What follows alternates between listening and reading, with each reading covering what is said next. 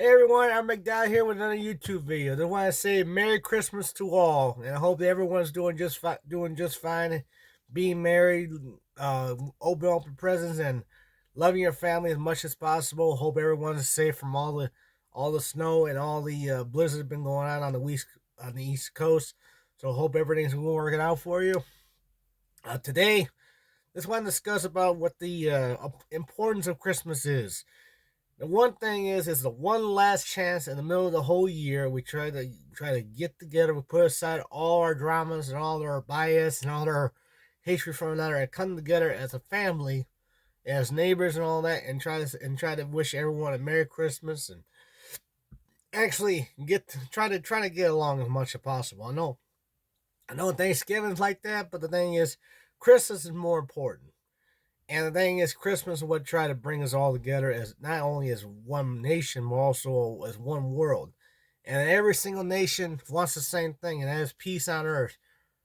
But the thing is that if we can only try to overcome our differences, we probably would. But sometimes it doesn't always work out. But enough of the downer. Just want to say, like I said, Merry Christmas to all everyone. Hope everyone's doing just fine. I want to get into what actually also comes into making Christmas. Everyone knows that it actually celebrates the birth of Christ, our great Savior, the one man who try to pull everyone together as one complete good community, and sacrifice his own life to die for it. That there, Jesus Christ, it was excuse me.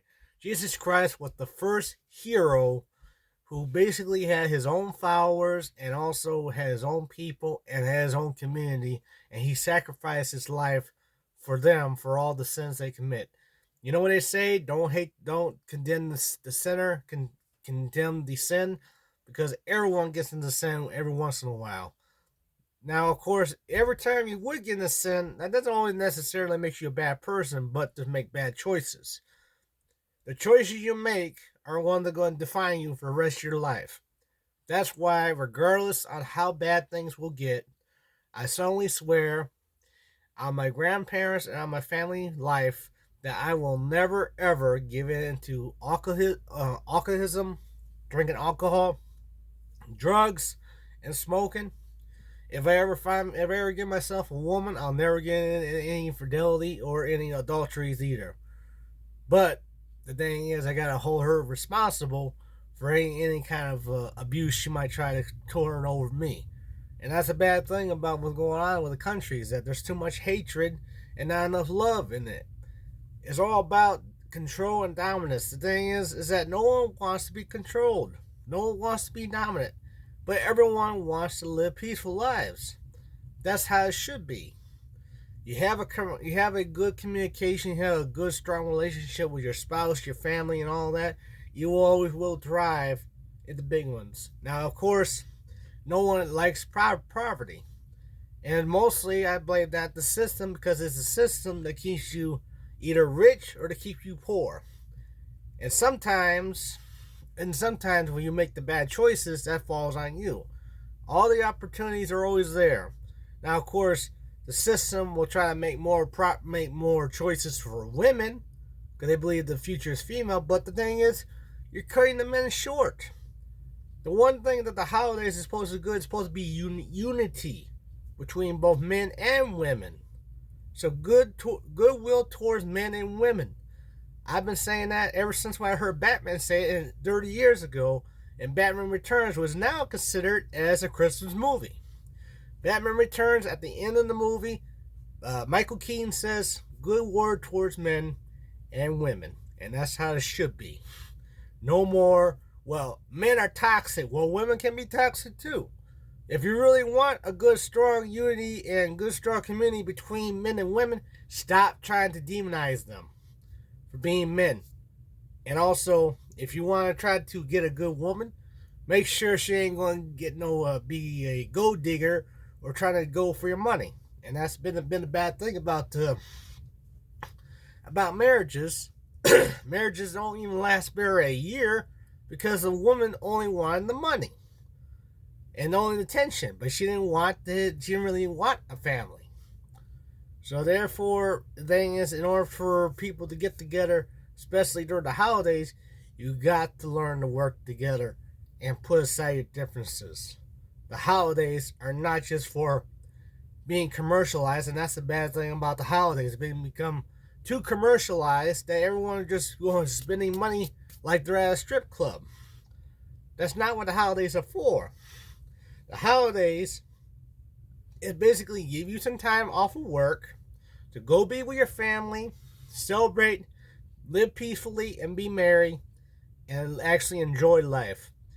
So therefore, if you have a family, if you've been married for at least a year, God bless. I hope you guys will make it past the 10, 15-year mark.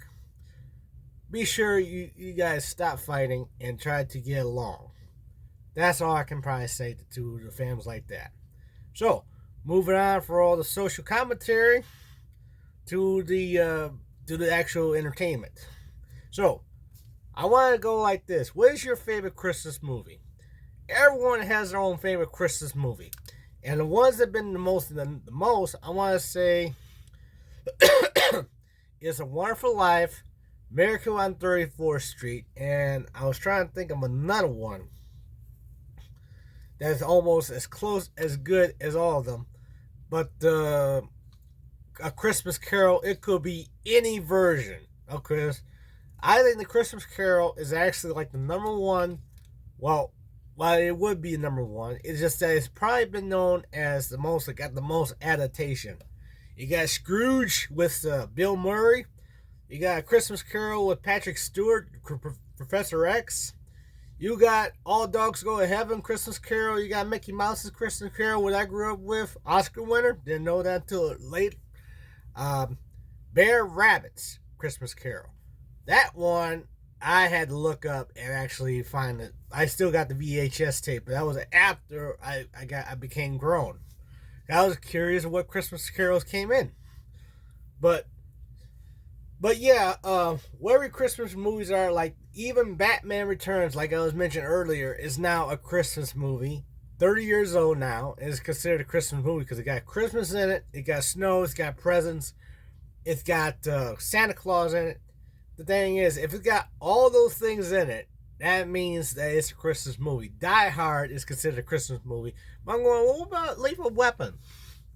If Die Hard and Lethal Weapon were basically released within a year apart from each other, why ain't Lethal Weapon a Christmas movie? Because it takes place on Christmas time.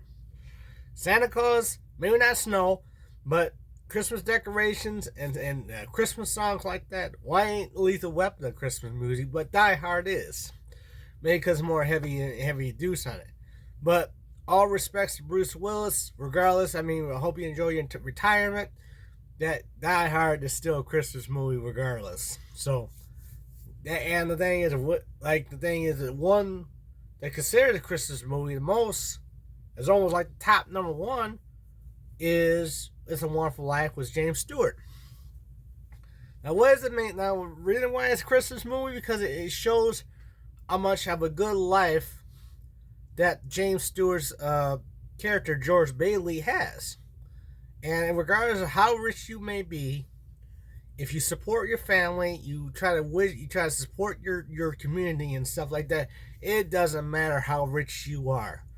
If you show your respect and love to your community, which is what Christmas is supposed to be about, then you will always be rewarded. And I am planning to do that myself starting next year. I'm going to do my best to try to do well for my community and try to look out for it, because for 30 years since I've been in it, it's just only gotten worse.